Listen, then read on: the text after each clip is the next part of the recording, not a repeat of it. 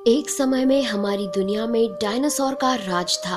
वे चलते थे जहां हम चल रहे हैं, इसी हवा में सांसें ली, इसी धरती पर लड़ाइयां लड़ी। इन दैत्याकार बड़े विचित्र डायनासोर ने करीब 14 करोड़ सालों तक इस धरती पर राज किया।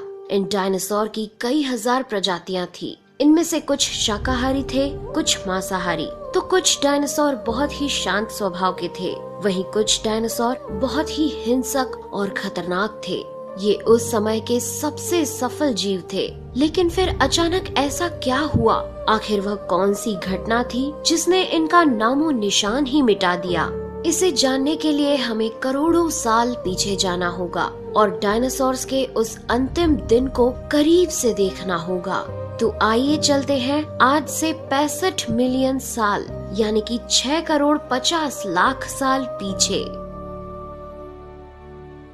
आज से करीब 6.5 करोड़ साल पहले धरती पर मौसम सामान्य था। चारों ओर सूरज की रोशनी बिखरी हुई थी। लंबे लंबे पेड़ों से टकराती समुद्र की ठंडी हवाएं और चारों तरफ डायनासोर के चिल्लाने चिंघाड़ने की आवाजें। जब ये सारी डायनासोर प्रजाति बड़े ही आराम से धरती पर अपना जीवन बिता रही थी, तब 10 करोड़ साल पहले ही इनकी किस्मत लिखी जा चुकी थी। 10 करोड़ साल पहले एक छोटा एस्ट्रॉइड का टुकड़ा जो सुदूर अंतरिक्ष से आ रहा था, वह पृथ्वी से लगभग 20 करोड़ मील दूर मंगल और बृहस्पति के बीच बने क्षुद्र ग्रह बेल्ट में घूम रहे एक बड़े एस्ट्रॉइड से जा टकराता है। इस टकराव से उस बड़े एस्ट्रॉइड की दिशा बदल जाती है और वह क्षुद्र ग्रह बेल्ट से निकलकर सीधे पृथ्वी की ओर 22,000 मील प्रति घंटे की रफ्तार से बढ़ने लगता है। जब यह एस्ट्रॉइड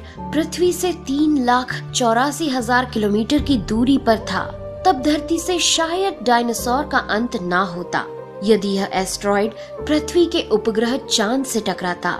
लेकिन नियति को कुछ और ही मंजूर था, इसलिए ये बड़ा एस्ट्रॉइड चांद के बहुत नजदीक से गुजर गया।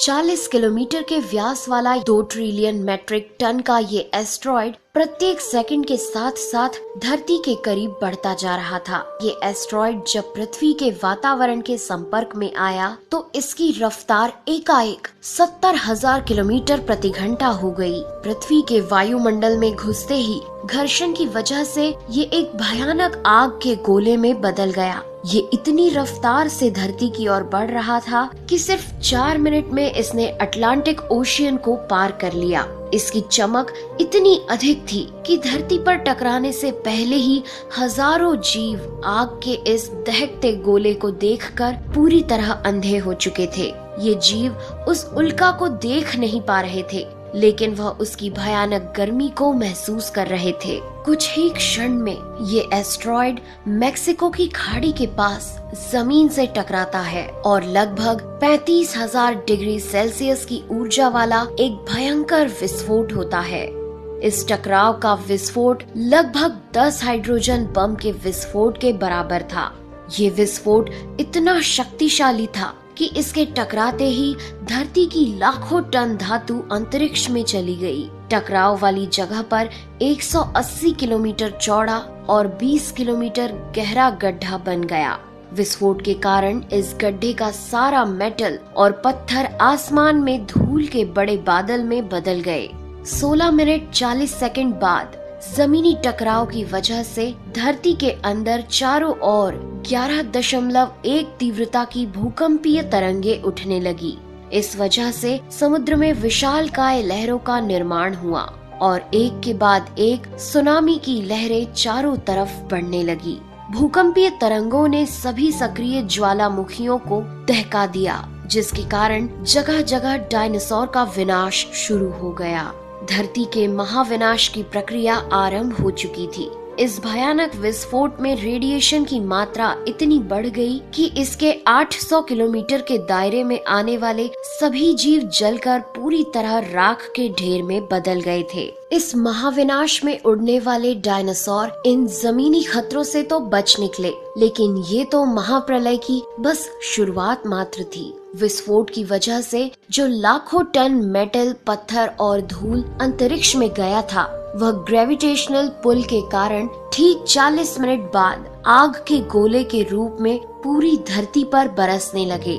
साथ ही धूल का एक बहुत बड़ा तूफान 6000 किलोमीटर प्रति घंटे की रफ्तार से पृथ्वी के दूसरी तरफ मौत लेकर आ रहा था। ये धूल के बादल कई किलोमीटर मोटे थे, जिसकी वजह से धरती पर सूरज की रोशनी का पहुंच पाना असंभव हो गया। गर्म हवाओं का तापमान 100 डिग्री सेल्सियस से ज्यादा हो जाने के कारण धरती पर पेड़ पौधों की लगभग सारी आबादी जलकर खाक हो गई थी। विस्फोट के 90 मिनट बाद धरती का तापमान 200 डिग्री सेल्सियस तक बढ़ गया। इसकी वजह से जो डायनासोर विस्फोट के इलाके से कोसों मील दूर थे, वे भी इस गर्मी से बच नहीं पाए।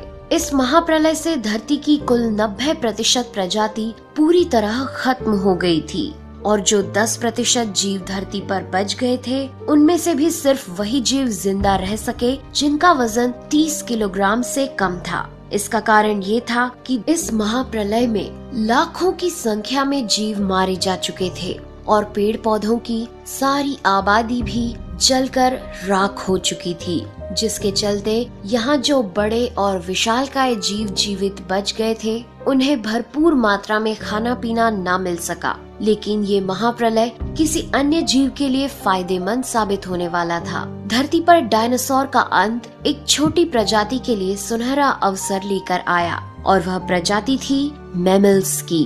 मैमल्स क्या थे, कैसे बच गए महाप्रलय से, डायनासोर के अंत के बाद इंसान कैसे और कहां से आए, ये जानेंगे हम अगले एपिसोड में। यदि आप चाहते हैं कि हम अगला वीडियो जल्द से जल्द बनाएं, तो इस वीडियो पर 2000 लाइक्स जरूर दीजिए।